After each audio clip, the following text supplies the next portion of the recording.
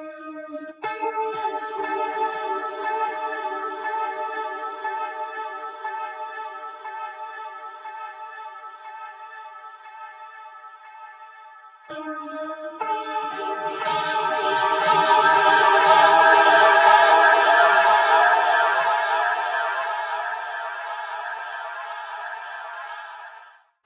run a magical convention called Crucible. Might as well plug it. Yes, please do.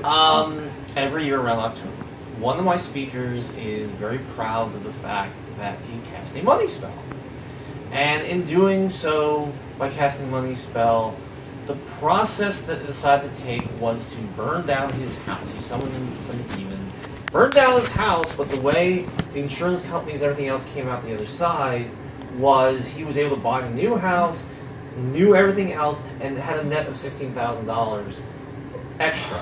So, in the end result, he got the money. It's just the path. By burning his house down. Yes, and that's what I mean by why he's actually proud of the story. But it's sort of like, there's better ways, but yeah. But what if people like that house? Yeah, well, I'm not debating that fact. I can't say it was Did anybody get hurt? No one got hurt. So, there are worse ways to do it. There are worse ways, but there are better ways. No, granted, there are better ways. And part of sometimes what nerfs magic is some people just go, magic do as you will, and it can take some really bad They can burn down your directions. house. It can do some taking very bad paths. Have you ever read a story about Jinn? Yes. Monkey's paw, for that matter. Well, but the point is that part of being a responsible magician is coming up with the ways that it should not. So if you would say, okay, I want this, but it shouldn't cause an overt amount of harm to myself or care about, or any number of different things. And so there are ways for the magic to work that, you can limit the paths that it decides to take. I mean, the end result was, yes, he got what he wanted, but, the path was kind of painful. Another person who wanted a lot of money, and they cast for a lot of money, and they used some really dark stuff, and the end result was it ended up killing his mother, who he didn't know had this giant trust fund waiting, and that's how he got his money, but he lost the person he loved the most.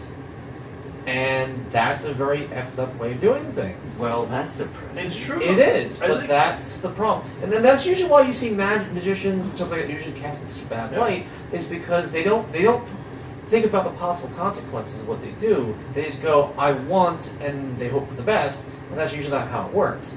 Whereas if you're a responsible magician, you go, okay, I want this, but I want these things excluded, so it does not take that negative path.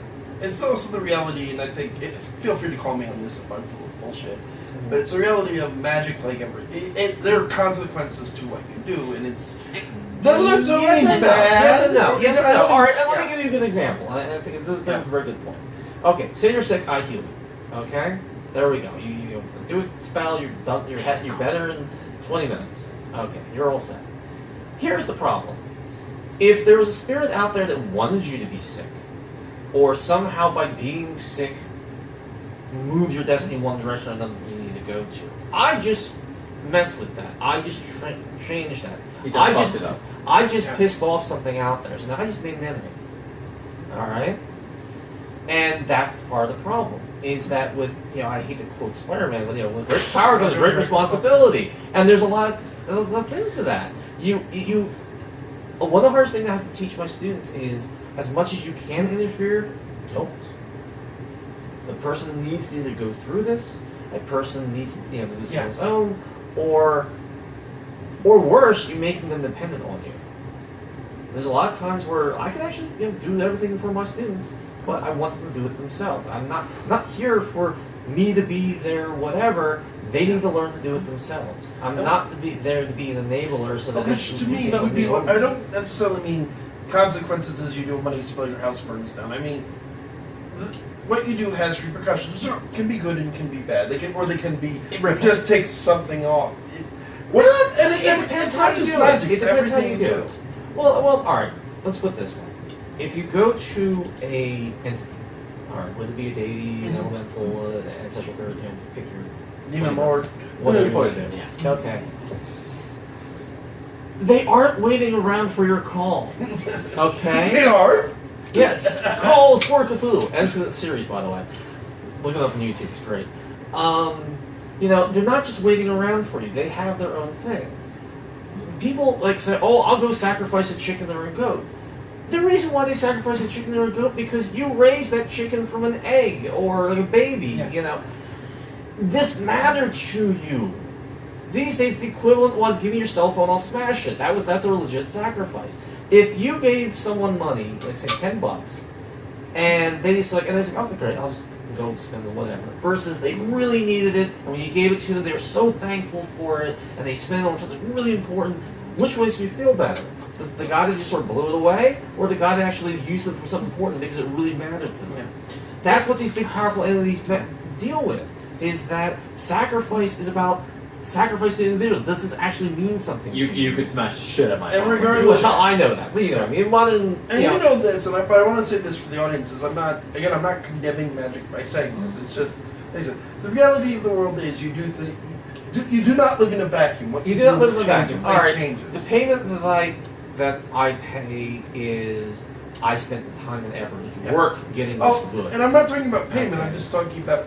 What you do is going to have an effect on the world around you. It does. By anything you do. Yeah. I mean, you are influencing people by those who watch this. I know, and I'm influencing by you by having a cell phone. You're influencing me by me having to not be as skeptic as I normally am, and it's fucking terrible. That's one of the reasons I like working with Arthur. It's like, we don't always agree on everything, but you have something interesting to say and it's worth listening. Which is why I want to have you on. In the rare instances, I'm like, yeah, no, I pay by sacrificing blood and honey. That's part of me being a Norse pagan. I sacrifice myself. And that's a theurgic point of view. And you pay with your time. I pay with my time and effort to figure out how these things work. I pay with my Which is physical what I mean essence. when I say consequences. It's not existing in a vacuum.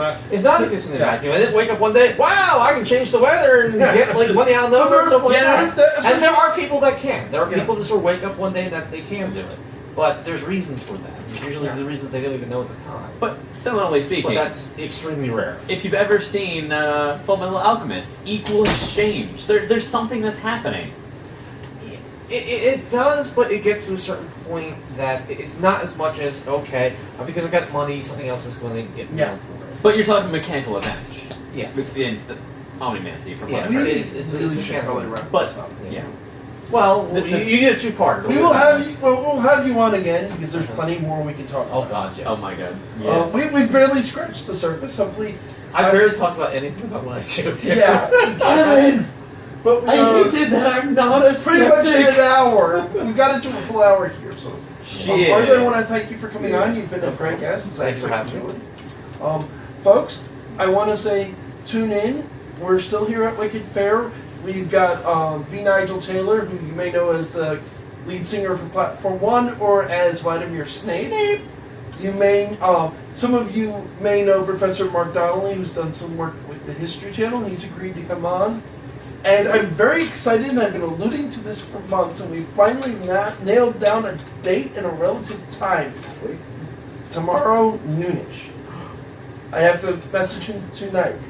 But I've said a couple of times that we're going to have an expert on goth. Ladies, gentlemen, Voltaire is going to be kind enough to grant us an interview. Many of you probably know who he is. If he doesn't, Google look up Blair Voltaire on YouTube. You'll thank me later. You will. It is. He's even on the Grim Adventures of Belly and Mandy. Yes. He doesn't think so. I want to thank you all for listening. Again, thank you for joining us. Thank you for having me. I'm your host, Kevin Mears. I'm your reluctantly unskeptic today. Co-host, Drew Rosansky. And we're the Paranormal Encyclopedia. Oh, sorry. And I'm Arthur Moyer, and I'm glad you haven't messed with him that much. Like he's not a skeptic. That should tell you something. Have a good night, everyone, and thanks for listening. That's my religion. It's terrible. You're not supposed to know about that.